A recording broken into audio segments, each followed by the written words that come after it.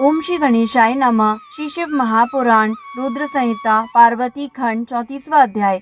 इस अध्याय में हम जानेंगे सप्त ऋषियों द्वारा हिमालय को राजा अनरण्य का आख्यान सुनाकर पार्वती का विवाह शिव से करने की प्रेरणा देना। वशिष्ठ जी बोले, हे गिरि श्रेष्ठ, इंद्र सावर्णी नामक 14वें मनु के वंश में वह अनरण्य नामक राजा उत्पन्न हुआ था। वह राजराजेश्वर तथा सातों द्वीपों का सम्राट था।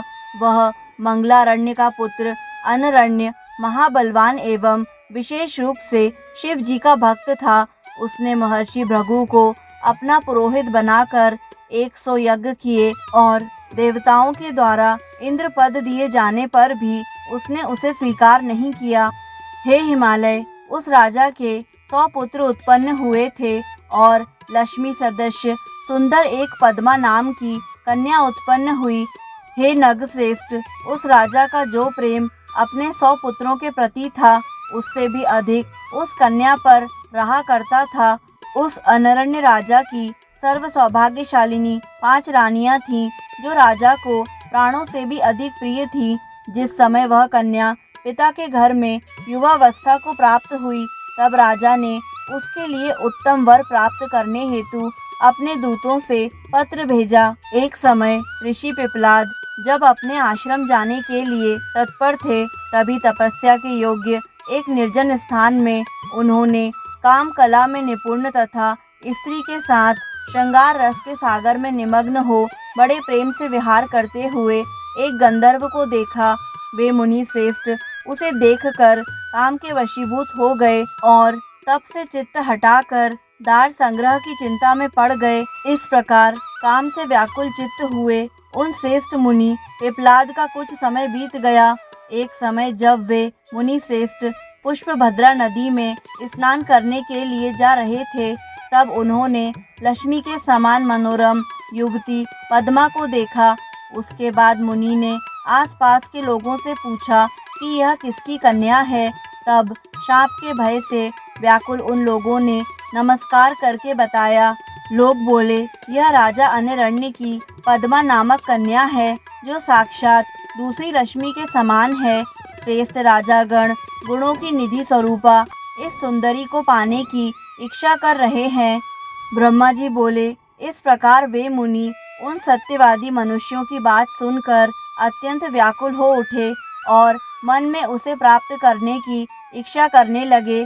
हे गिरे, उसके बाद मुनि स्नान कर विधि पूर्वक अपने इष्ट देव शंकर का विधिवत पूजन करके काम के वशीभूत हो भिक्षा के लिए अनरण्य की सभा में गए। राजा ने मुनि को देखते ही भयभीत होकर प्रणाम किया और मधु पर्कादि देकर भक्ति पूर्वक उनकी पूजा की। पूजा ग्रहण करने के अनंतर मुनि ने कन्या की याचना की। तब राजा इस बात को सुनकर अवाक हो गया और कुछ भी कहने में समर्थ नहीं हुआ। उन मुनि ने कन्या को मांगा और कहा, हे नृपेश्वर, तुम अपनी कन्या हमें दे दो, अन्यथा मैं क्षण भर में सब कुछ भस्म कर दूंगा। उस समय हे मुनि के तेज से राजा के सब सेवक हक्के बक्के हो गए और वृद्धावस्था से जर्जर उस विप्र को देखकर परिकरों सहित राजा रोने लगे। सभी रानियों को भी कुछ सूझ नहीं रहा था, वे रोने लगी। कन्या की माता महारानी शोक से व्यथित होकर मूर्छित हो गईं। राजा के सभी पुत्र भी शोक से आकुल चित्त वाले हो गए। हे शैलपति, इस प्रकार राजा के सभी सगे संबंधी शोक से व्याकुल हो गए। इसी समय महापंडित, बुद्धिमान तथा सर्वोत्तम गुरु एवं पुरोहित ब्राह्मण दोनों राजा के समीप आए। राजा ने प्रणाम कर उनका पूजन करके उन दोनों के आगे रुदन किया और अपना सारा वृत्तांत निवेदन किया एवं पूछा कि इस समय जो उचित हो उसको जल्दी से बताइए। तब राजा के नीति शास्त्रज्ञ पंडित, गुरु तथा ब्राह्मण पुरोहित दोनों ने राजा को तथा शोक से व्याकुल रानियों, राजपुत्रों तथा उस कन्या को सभी के हितकारक तथा नीति युक्त वाक्यों से आदर पूर्वक समझाया। गुरु तथा पुरोहित बोले, हे राजन, हे महाप्राज्ञ, आप हमारी हितकारी बात सुनिए। आप परिवार के सहित शोक मत कीजिए और शास्त्र में अपनी बुद्धि लगाइए। हे राजन, आज ही अथवा 1 वर्ष के बाद आपको अपनी कन्या किसी न किसी पात्र को देनी ही है। वह पात्र चाहे ब्राह्मण हो अथवा अन्य कोई हो, किंतु हम इस ब्राह्मण से बढ़कर सुंदर पात्र इस त्रिलोकी में अन्य कोई नहीं देख रहे हैं। अतः आप अपनी कन्या इन मुनि को देकर अपनी संपूर्ण संपत्ति की रक्षा कीजिए। हे राजन, यदि ऐसा नहीं करेंगे तो एक के कारण तुम्हारी सारी संपत्ति नष्ट हो जाएगी। उस एक का त्याग कर सबकी रक्षा करो। शरणागत का त्याग नहीं करना चाहिए, चाहे उसके लिए सब कुछ नष्ट हो जाए। वशिष्ठ जी बोले। राजा ने उन दोनों बुद्धिमानों की बात सुनकर बार बार विलाप करके उस कन्या को वस्त्र तथा आभूषण से अलंकृत कर मुनींद्र को दे दिया। हे गिरे, इस प्रकार उस कन्या से विधान पूर्वक विवाह कर महर्षि पिप्लाद महालक्ष्मी के समान उस पद्मा को लेकर प्रसन्नता से युक्त अपने घर चले गए। इधर राजा उस वृद्धा को अपनी कन्या प्रदान करके सभी लोगों को छोड़कर मन में ग्लानि रखकर तपस्या के लिए वन में चले गए। हे गिरे, अपने प्राणनाथ के वन चले जाने पर उनकी भार्या ने भी पति तथा कन्या के शोक से प्राण त्याग दिए।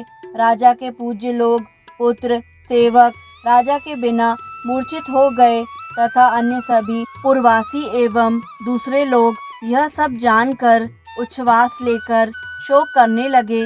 राजा अनरण्य वन में जाकर कठोर तप करके भक्ति पूर्वक शंकर की आराधना कर शाश्वत शिवलोक को चला गया। तदंतर राजा का कीर्तिमान नामक धार्मिक ज्येष्ठ पुत्र राज्य करने लगा और पुत्र के समान प्रजा का पालन करने लगा। हे शैल, मैंने अनरण्य का यह शुभ चरित्र आपसे कहा। जिस प्रकार अपनी कन्या प्रदान कर उन्होंने अपने वंश की तथा संपूर्ण धन की रक्षा की, इसी प्रकार हे शैलराज, आप भी अपनी कन्या शंकर जी को देकर अपने समस्त कुल की रक्षा कीजिए और सभी देवताओं को भी वश में कीजिए। इस प्रकार श्री शिव महापुराण के अंतर्गत द्वितीय रुद्र संहिता के तृतीय पार्वती खंड में अनरण्य चरित्र वर्णन नामक 34वां अध्याय पूर्ण हुआ। दोस्तों, आगे आने वाले सभी अध्यायों को निरंतर सुनने के लिए हमारे YouTube चैनल आध्यात्मिक कथाएं को लाइक करें, सब्सक्राइब करें और बेल आइकन पर प्रेस करें। धन्यवाद।